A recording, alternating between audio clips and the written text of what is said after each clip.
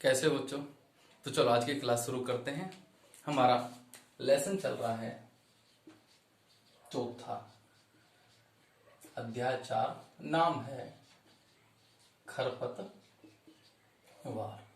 तो देखिए, पिछली क्लास में हम खरपतवार के वर्गीकरण के बारे में बात कर रहे थे, जिसमें हम जीवन चक्र के आधार पर और बीज पत्रों की संख्या के आधार पर वर्गीकरण कर चुके हैं। ठीक है, आज हम बात करते हैं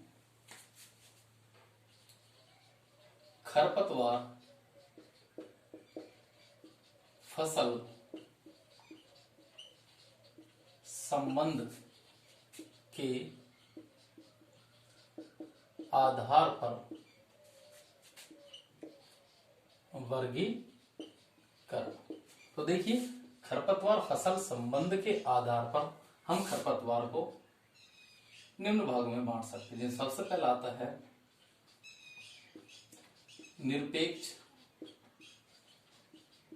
खरपतवार, दूसरा सापेक्ष खरपतवार, तीसरा नकलची खरपतवार, जिसे अनुकारी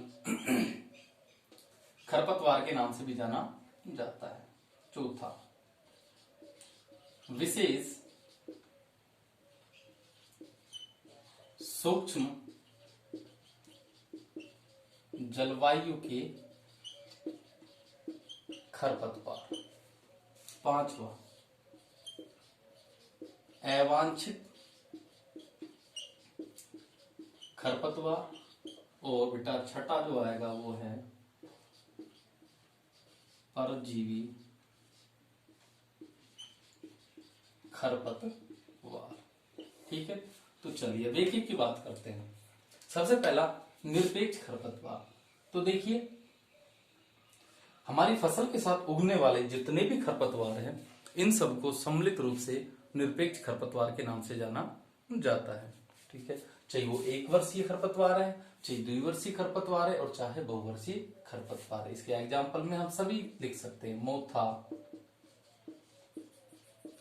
हिरणखुरी, मकोय,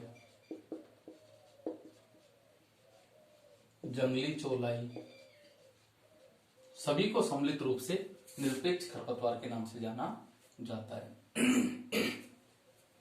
उसके बाद आता है सापेक्ष खरपतवार। तो देखिए, सापेक्ष खरपतवार क्या होता है। सापेक्ष खरपतवार का यहाँ पर मतलब होता है, जैसे कि हमने किसी मुख्य फसल को बोया है, यदि मुख्य फसल के साथ अन्य किसी फसल के यदि उसमें पौधे, हमें कुछ पौधे दिखाई दे रहे हैं, तो इस प्रकार की खरपतवार को सापेक्ष खरपतवार के नाम से जाना जाता है। वो कैसे, जैसे हमने गेहूं की फसल को मुख्य रूप से बोया है। ठीक है, यदि इस खेत में हमारी गेहूं की फसल के साथ अन्य किसी फसल के पौधे, जैसे कि सरसों के, चना, जौ, यदि आदि के दिखाई दे रहे हैं, तो इन खरपतवारों को सापेक्ष खरपतवार के नाम से जाना जाता है। अर्थात इन्हें भी खरपतवार की श्रेणी में ही रखा जाता है। और ऐसा अक्सर कब होता है, ऐसा हमेशा तब होता है कि जैसे हमने पिछले साल, या इसी खेत की बात करें, इस खेत में हमने पिछले साल सरसों बोया है, तो जब हम सरसों की कटाई मंडाई करते हैं, तो उस समय कुछ दाने सरसों के खेत में ही छूट जाते हैं, गिर जाते हैं। जुताई के साथ मृदा में नीचे गहराई में चले जाते हैं। अनुकूल परिस्थितियां ना मिलने के कारण ये अंकुरित नहीं हो पाते हैं। लेकिन नेक्स्ट ईयर जब जुताई की जाती है, तो उस समय ये जो दाने हैं वापस मृदा की ऊपरी सतह पर आ जाते हैं, और अनुकूलित वातावरण मिलने के पश्चात ये अंकुरित हो जाते हैं और मुख्य फसल के साथ उगाते हैं। ठीक है, चलिए तीसरा है नकलची खरपतवार। नाम से पता चल रहा है, यहाँ पर नकलची खरपतवार का मतलब ये है कि कुछ खरपतवार ऐसी होती है जो मुख्य फसल के हूबहू होती है। ठीक है, उनकी बाह्य जो कार्यकी होती है, जो रंग रूप होता है, पौधे की जो लंबाई होती है, वो इस प्रकार की होती है, मुख्य फसल के बिल्कुल समान होती है। इसलिए हम उन दोनों को, यानी मुख्य फसल और खरपतवार का जो पौधा है, उसको अलग अलग नहीं देख सकते, बिल्कुल मिले हुए होते हैं। ठीक है, और इस प्रकार के खरपतवार को नकलची खरपतवार या अनुकारी खरपतवार के नाम से जाना जाता है। इसके सबसे अच्छा एग्जाम्पल क्या है, गेहूं के साथ यदि गेहूं सा उगाए तो ये हूबहू गेहूं के समान होता है, इसलिए इनमें भिन्नता करना बड़ा मुश्किल कार्य होता है। और इस प्रकार की खरपतवार को नकलची खरपतवार के नाम से जाना जाता है। उसके बाद आता है विशेष सूक्ष्म जलवायु के खरपतवार। ठीक है, ये ऐसे खरपतवार होते हैं जिनकी वृद्धि और विकास के लिए एक विशेष वातावरण की आवश्यकता होती है, विशेष जलवायु की आवश्यकता होती है। केवल उसी जलवायु में वृद्धि और विकास कर सकते हैं। ठीक है, और इसका सबसे अच्छा जो एग्जाम्पल है वो है कासनी। कासनी जो है अपन पशु चारे में काम में लेते हैं, ये एक प्रकार की खरपतवार है, लेकिन पशु चारे के लिए उपयोगी होने की वजह से इसका हम क्या करते हैं, उत्पादन करते हैं। कासनी को उत्पादित होने के लिए एक विशेष जलवायु यानी ठंडी जलवायु की आवश्यकता होती है, साथ में जलवायु में नमी यानी कि वातावरण नमी होनी चाहिए। केवल ठंडे वातावरण और नमीयुक्त वातावरण में ये उत्पादित हो सकती है, और इसलिए इसे विशेष सूक्ष्म यानी कम समय की जो जलवायु है, एक विशेष परिस्थिति की जलवायु है, और उसी के नाम के आधार पर इसका रखा गया है विशेष सूक्ष्म जलवायु के खरपतवार। ठीक है, चलिए अब बात करते हैं अवांछित खरपतवार की। देखिए अवांछित खरपतवार क्या होता है। अवांछित खरपतवार का यहाँ पर मतलब निकलता है यदि हमने किसी फसल को मुख्य रूप से बोया है, या उसी ही फसल की यदि किसी कोई दूसरी किस्म का पौधा हमारी फसल में उगाता है, तो इस प्रकार की खरपतवार को अवांछित खरपतवार के नाम से जाना जाता है। जैसे हमने गेहूं की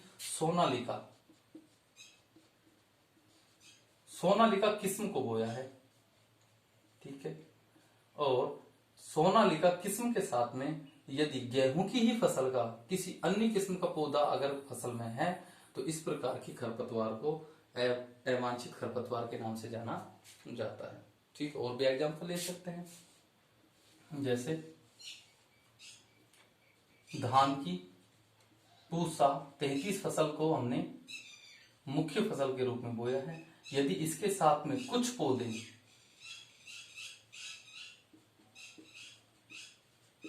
पूसा 44 के यदि उगाते हैं, तो ये जो पूसा 44 के पौधे हैं ये अवांछित खरपतवार की श्रेणी में रखे जाते हैं। सोनालिका के किस्म के साथ जैसे गेहूं की लोग फर्स्ट के कुछ पौधे दिखाई दे, तो ये भी क्या है, अवांछित खरपतवार है। उसके बाद आता है परजीवी खरपतवार। तो देखिए परजीवी शब्द का मतलब हमें सभी को पता है। परजीवी पादप वे ऐसे पादप जो किसी अन्य दूसरे पादप पर आश्रित रहते हैं और उन पर रहकर अपना जीवन यापन करते हैं, परजीवी पादप कहलाते हैं। ठीक है, जैसे कि अमर बेल है। तो परजीवी जो खरपतवार होते हैं उस पौधे पर रहकर अपना भरण पोषण करते हैं। और इसके जो एग्जाम्पल है जैसे कि बाजरा, बाजरे में स्ट्राइगा जो है वो परजीवी खरपतवार के रूप में पाई जाती है। इसके अलावा तंबाकू,